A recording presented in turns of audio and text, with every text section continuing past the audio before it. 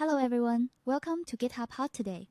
Today's projects are RuView, a Wi-Fi sensing tool that turns ordinary routers into spatial intelligence systems to detect people and vital signs through walls. Planning with files, a persistent file-based planning skill for AI coding agents that survives context loss and crashes. And CodexBar, a macOS menu bar app that tracks usage limits and reset times for over 50 AI coding providers. RuView turns the Wi-Fi signals already bouncing around your room into real-time human sensing. Pose estimation, heart rate, breathing, fall detection, person counting. No cameras, no wearables, just your existing router or a $9 ESP32. The live demo is honestly pretty slick. A 3.js observatory renders a 3D skeleton in real time, with vital signs on the left, Wi-Fi signal metrics on the right, and the pose skeleton in the center. You can cycle through scenarios: empty room, vital signs, multi-person tracking, fall detection, sleep monitoring, elderly care, fitness, intrusion, crowd occupancy. It runs at 60 FPS in the browser. Under the hood, it reads Wi-Fi channel state information, CSI for short. That's the subcarrier level phase and amplitude data your Wi-Fi chipset already computes for equalization. RuView treats the human body as a reflector in the radio field and reconstructs pose from how the signal distorts.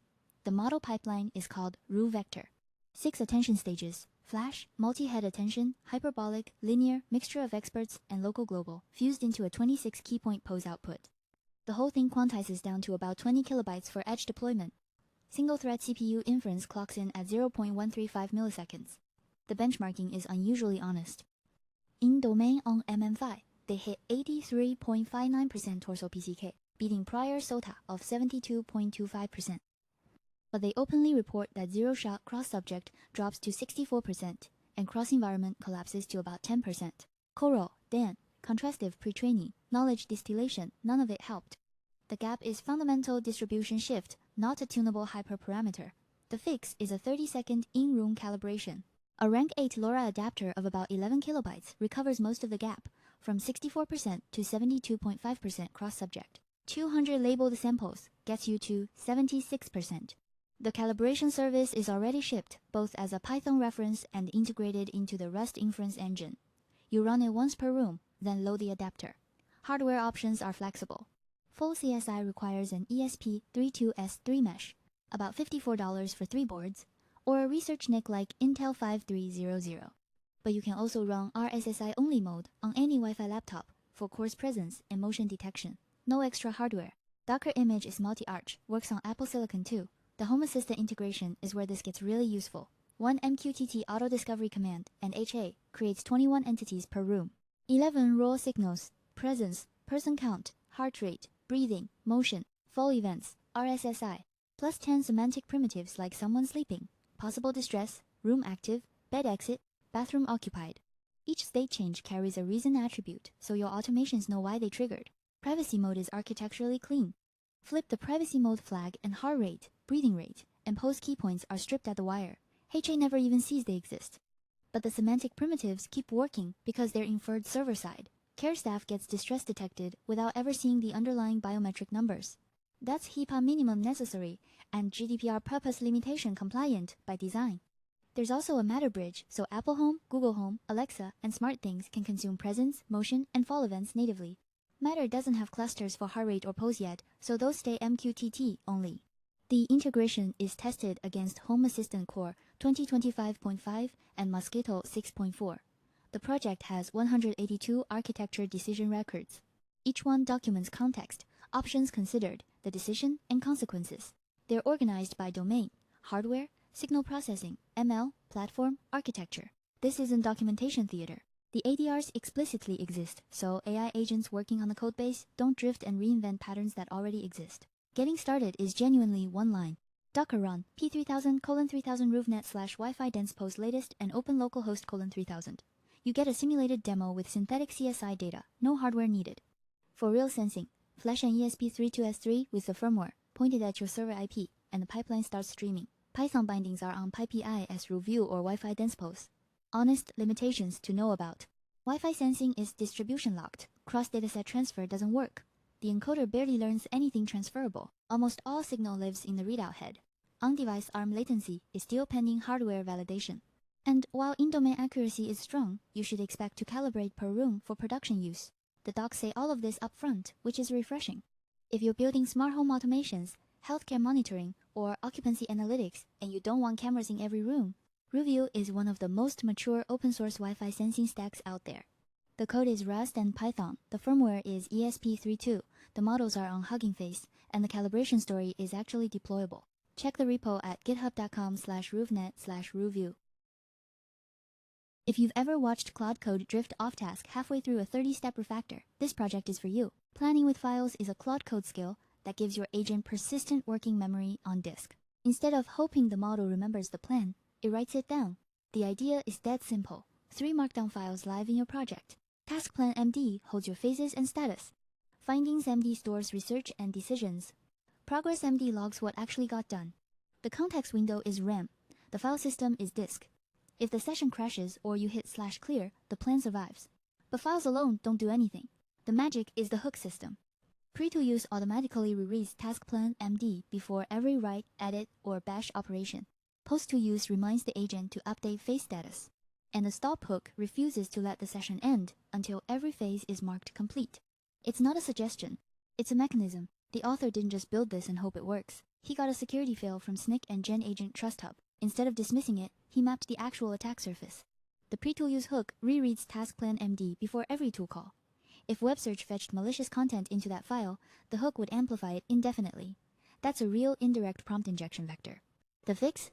Strip web fetch and web search from allowed tools, add a security boundary to SkillMD, and ship version 2.21.0. Then he ran formal evals to prove nothing broke. 10 parallel sub-agents, 5 test cases, 30 objectively verifiable assertions. With the skill, 96.7% pass rate. Without it, 6.7%. Blind A-B comparators scored it 3 for 3. It's not vibes. It's numbers. Version 3 adds something even more useful. Surviving context death. There's a session catch-up script that reconstructs where you were after /clear. Plus, attestation locking with SHA-256 so the agent detects if someone tampered with the plan. And cache safe mode for DeepSeek users. Instead of injecting the full plan text every turn, which breaks prefix caching, it injects a constant reminder string. Same cache hit, way fewer tokens. They also ran a competitive benchmark against 6 other planning methods. Native Claude, Simple File System Notes, a naive plan skill, Superpowers Framework, SpecKit, and Klein's Memory Bank. Everyone passed the tasks, but after killing the session halfway and resuming with just continue the work, planning with files recovered in 5 turns. The next best took 8.3. Native Claude took 13.3. It's 2.7 times faster at reorientation because the plan is on disk by construction. Installation is 2 commands if you use the plugin route. /plugin marketplace add /plugin install. That's it. Full hooks /commands automatic updates. The docs are honest about one catch. Skill descriptions trigger probabilistically. If you want deterministic engagement, add 1 line to your Cloud MD. Fair warning, this costs more. About 68% more tokens and 17% more time per task. You're trading speed for structure. But it's the only method in that benchmark that gives you automatic recovery, tamper detection, plan isolation, and compaction survival. For a complex refactor that spans multiple sessions, that's a trade-off I take every time. The repo is github.com/authman80/planningwithfiles. If you're using Claude Code for anything bigger than a quick grep, give it a look. Your future self, resuming a session after a crash, will thank you. If you're paying for multiple AI coding tools, you've probably asked yourself, when does my Claude session reset?